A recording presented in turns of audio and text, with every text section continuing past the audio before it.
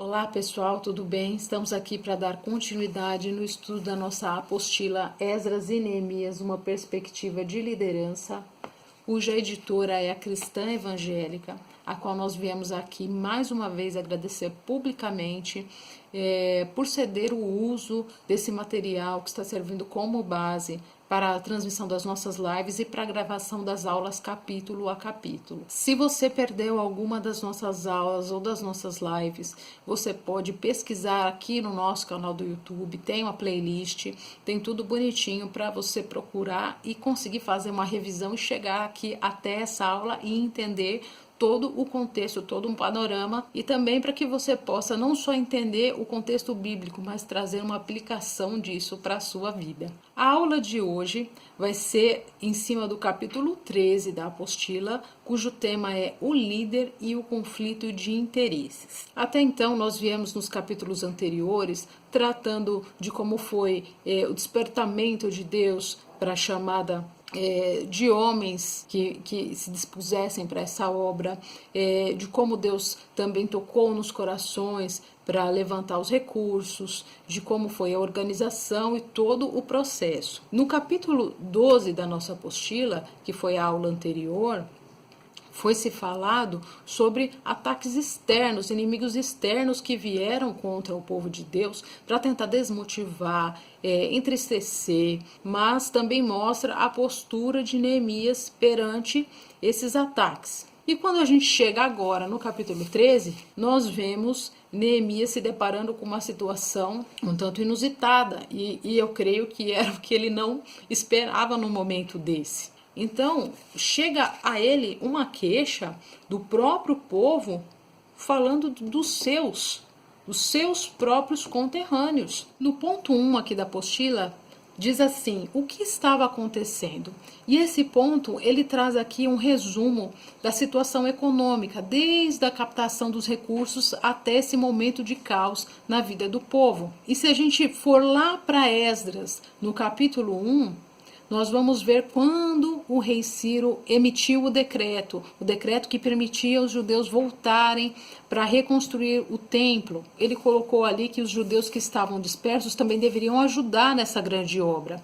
E os povos ali muito conseguiram levantar vasilhas de ouro, vasilhas de prata, muitos tesouros, conseguiram animais. O próprio rei Ciro também contribuiu com alguns tesouros e devolveu os utensílios que estavam lá no templo de Salomão. Esses recursos, eles não serviam somente para que o povo pudesse fazer a reconstrução do seu templo e dos muros, mas também servia para que as pessoas que fossem trabalhar pudessem se estabelecer naquele local.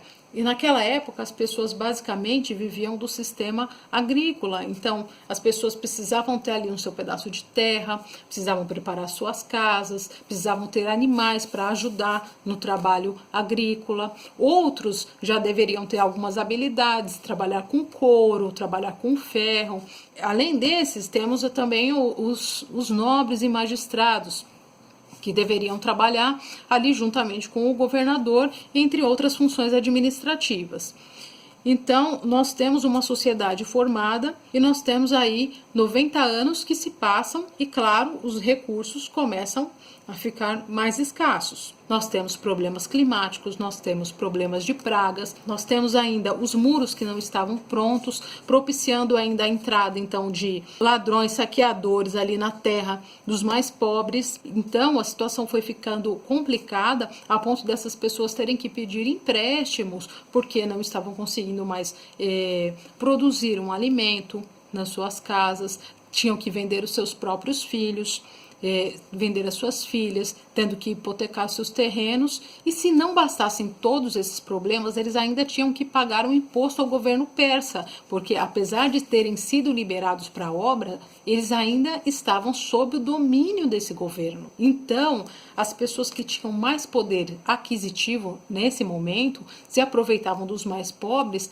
não somente emprestando dinheiro, mas emprestavam a juros exorbitantes, e as pessoas depois elas chegavam num ponto de que não podiam mais pagar, por isso que estavam vendendo os seus filhos, vendendo seus familiares e virando escravos do seu próprio povo. E essa queixa chega até Neemias. Vamos aqui no ponto 2, as atitudes que o líder tomou. E é interessante que no versículo 6 do capítulo 5 de Neemias, diz que ele ficou muito bravo quando ele soube de tudo que estava se passando. Mas no versículo 7 diz que antes de tomar qualquer atitude, ele primeiro parou para refletir. E eu creio que deve ter sido um filme sim na cabeça dele, não só do governo, de tudo que ele estava fazendo com aquele povo, mas também de toda a história, desde quando começou esse processo da reconstrução. Qual que era o propósito em tudo aquilo? Então eu creio que quando ele refletiu sobre tudo isso, ele viu que a melhor solução seria parar tudo, chamar todas as pessoas, tanto os trabalhadores como os nobres, numa assembleia e trazer as conclusões dele a respeito desse fato. E a primeira conclusão era: vocês se desviaram do propósito de Deus. Por que que ele diz isso tão forte? Porque no versículo 8, olha só, ele fala que eles haviam usado dos seus próprios recursos. Ele, Neemias, havia usado do seu próprio recurso para trazer judeus que estavam de escravos, cativos em outras nações. Ele comprou essas pessoas para trazer, para fazer parte daquela nação eleita. E aí vinham os nobres e se aproveitavam de uma situação de problema econômico, de um problema familiar, para fazer aquela pessoa escrava de novo. Ele escravizando o seu sangue. Então quer dizer, aquela pessoa ficou livre e só mudou um senhor, que antes era um estrangeiro e agora era da sua pátria. No versículo 9, a respeito dessa situação, o que ele diz: olha, vocês estão dando praticamente material para que os inimigos venham zombar da gente. Então ele trouxe o povo à reflexão de que o que eles estavam fazendo era errado. E olha que interessante, no versículo 11 ele diz assim: restituí-lhes hoje, vos peço. Então ele pede que as pessoas ajam da mesma maneira que ele, como governador, agiu perante os seus irmãos. E o argumento seguinte que Neemias tem para esse povo é dizer que eles se desviaram da sua liderança. Por quê? Porque ele era um modelo, ele procurava ser um homem íntegro. Apesar de ter condições e privilégios como governador, ele não usava desses privilégios como governadores antes deles o fizeram. Tá? E isso a gente tem registro no versículo 15 do capítulo 5 de Neemias, que diz assim: mas os primeiros governadores que foram antes de mim oprimiram o povo e lhe tomaram pão e vinho, além de 40 ciclos de prata. Até seus moços dominavam sobre o povo. Porém, eu assim não fiz por causa do temor do Senhor. Ele bate na tecla tanto no versículo 8 como no versículo 15 a respeito do temor do Senhor. E esse temor que eles haviam perdido a ponto de nem se importarem mais com as pessoas do seu sangue, se importarem em se enriquecer em cima do outro. Nessa parte de exemplo e de liderança, no versículo 17 e 18, por ser governador, ele tinha dinheiro, um recurso para alimentação. Mas, quando ele recebia algumas autoridades, ele fazia grandes banquetes e essas coisas não eram pagas com dinheiro do governo, eram pagas com dinheiro do seu próprio bolso. Então, por que esses nobres eles não podiam agir com a mesma compaixão dele? Ele via o sacrifício do povo, tanto nas suas casas como na obra de Deus.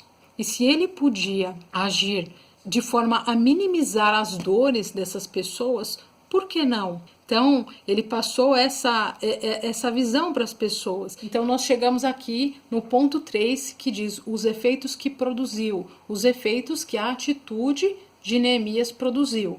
Nos versículos 10 e 11 do capítulo 5 de Neemias, que tanto ele como seus empregados perdoariam uma dívida de quem eles haviam emprestado alguma coisa.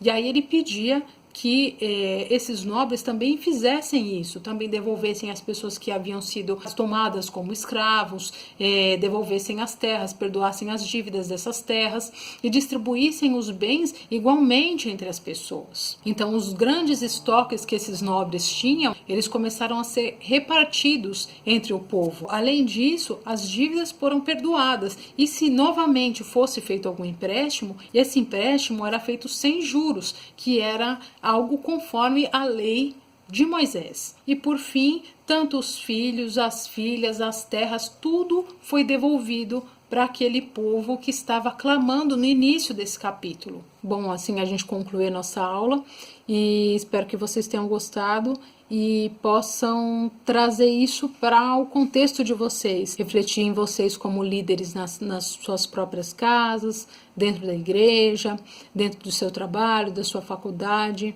onde quer que seja. E se for necessário, parar o que está fazendo, refletir, se arrepender e fazer o que Jesus faria no seu lugar. Ele é o líder perfeito e ele traz muitos ensinamentos na sua palavra para que a gente possa ter uma vida que expresse realmente a vontade de Deus e que mostre realmente a quem você serve, que era um dos pontos que Neemias falou aqui com tanto zelo, né?